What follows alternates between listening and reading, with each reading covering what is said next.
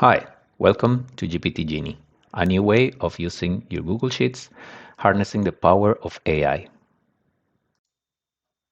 If you have not installed the add-on, you can do so by following the link in the description below.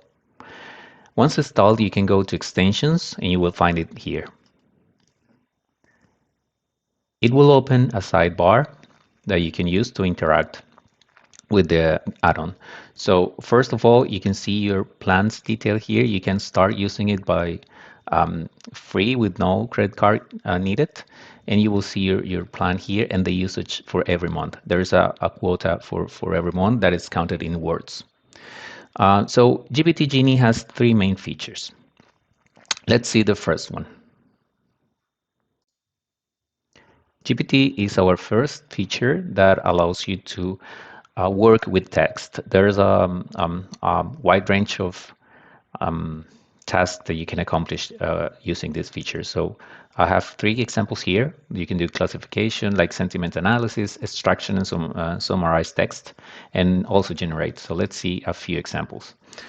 First, let's do sentiment analysis.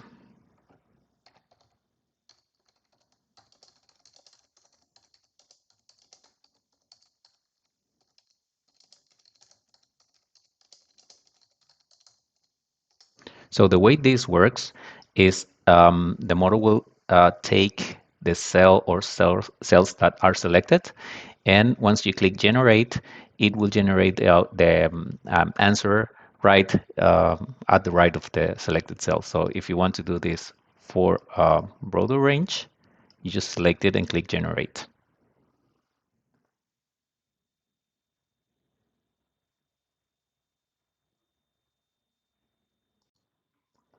You can set the temperature parameter of the model here. And this is a value between 0 and 1. Basically, it allows you to tell the model how deterministic the answers should be. Like, for example, if it's closer to 0, you can expect the same output for the same inputs. But if it's closer to 1, you can get different responses for the same input. So this is more like, depending on what you want to achieve, this is more like giving freedom to the model to be more creative. We suggest starting with zero point 0.5 and then making variations depending on the task you want to accomplish. Let's see another couple of examples, like extraction. You can extract parts of an address, like in this case, the state,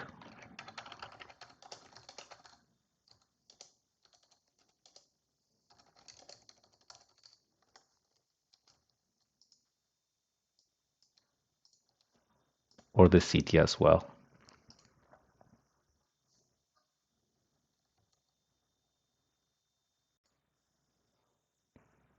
Another useful feature is content generation. So let's say that you have a list of customers with their profile and a product that they bought, and you want to give them, send them a short SMS, customized, of course, giving thanks for buying a product. So you can just write a short, funny, informal SMS thanking for a purchase. The customer profile and product are, and then you will get an SMS personalized for every customer. All right, our second main feature is called Formula. You can find it here in the tab. So this feature basically allows you to translate from plain text to formulas. So you can basically type here whatever you want to achieve.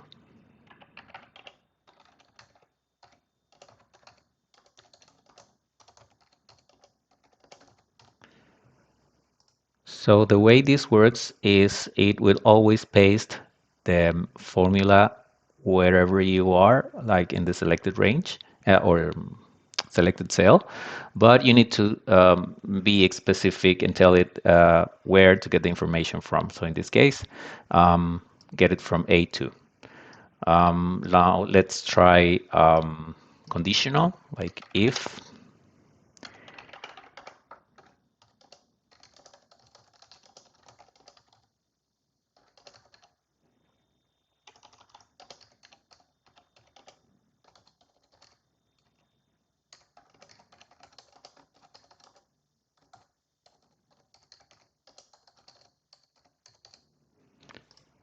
So we can expect an error here.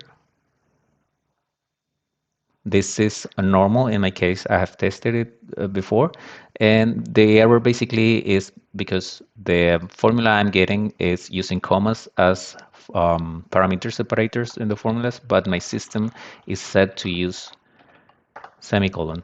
So there are you can find this, and this is very common, and you can see more details here.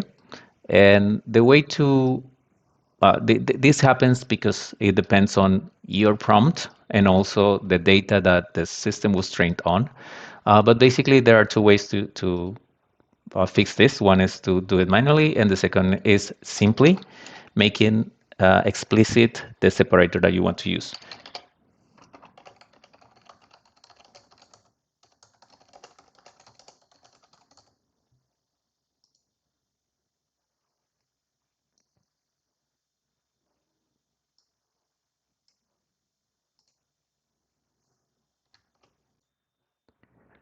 Okay, now our third and most powerful feature is a beta feature, and it's called Automate. You can find it here.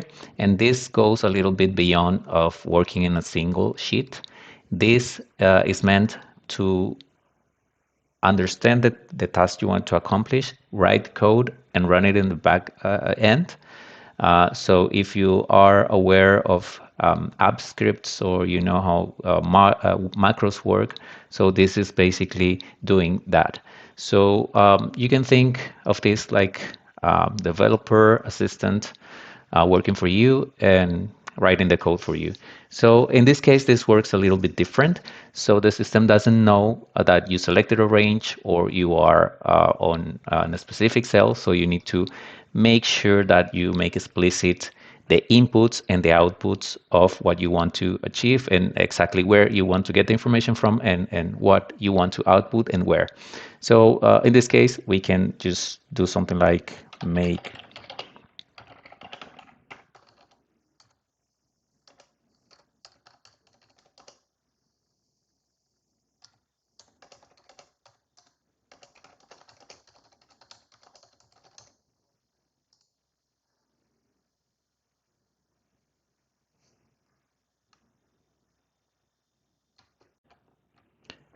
Okay, you can also try with more complex conditions. But let's see another example. Let's see simple things like,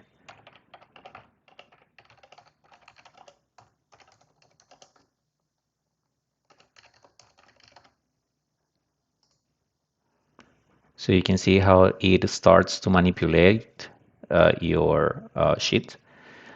This feature is very good at generating, for example, random numbers and dates.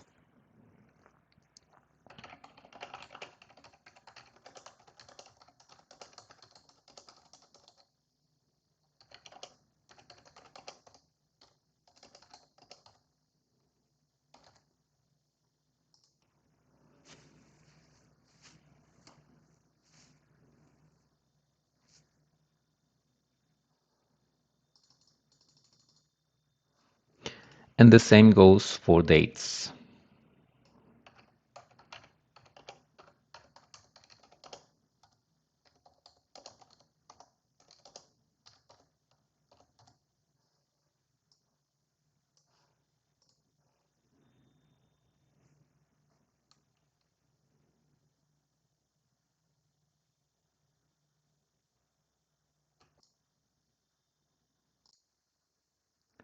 All right, now let's see a more complex example.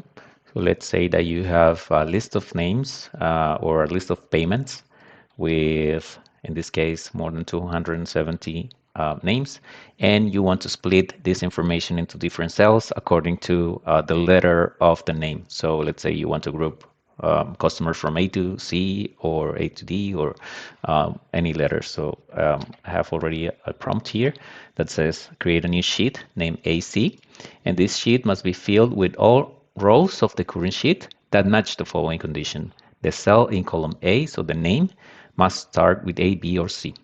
So in this case, it will parse the information and you can see it populating it here. So it will go until C. But now that we know that this works, so now we can think of extending this prompt. So we can delete this and do this again, but this time we are going to ask it to extend the rest of the letters. So this is a very powerful feature, but like if you have tried already ChatGPT, you know that sometimes you don't really get the responses that you want uh, because of the way you wrote your prompt. So this is the same. You need to try different. This is an iterative process, and that's why we ask you to think of this feature like a playground, and that you play with it and try to do and try different prompts. You will see that maybe sometimes you change one or two words and then you get a different response. So you have some tips here. So yeah, but that's the idea. Now let's see one last example or a couple of examples. Now in this case, let's assume that you have um, payments for related to two different months, and you have some customers that paid in March and some other customers that paid in April, but you have a long list and you need to know which paid the 2 months. Of course, you can do a pivot table for this, but let's see a different way of doing this. So you can ask it to create a new sheet, and we're going to merge the information, what we want to fill this new sheet with the combination of data from sheets March and April, and based on the column header names.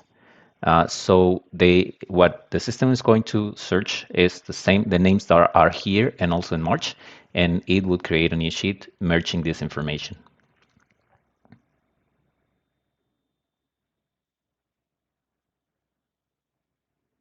All right, now you can see here, of course, you can delete this and you will see payment from 1 month and the other.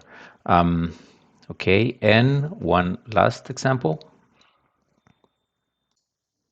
So let's say that instead of creating a new merge sheet, you want to know in April which users paid the in March as well. So you can do something like this. Compare the contents in March and April and highlight where in April every row where the value of the column A is equal. So this will basically compare the two sheets, and we'll see which names are in March as well as in April, and it will highlight them here. All right. So there are a lot of things that you can do, like freeze first.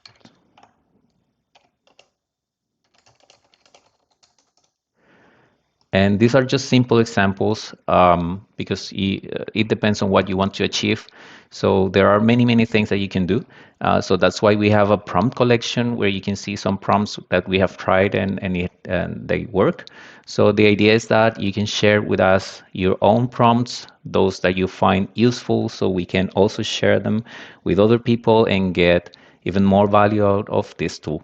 So we appreciate and we hope that you find this tool very useful. And don't hesitate to contact us if you have any further questions. Thank you.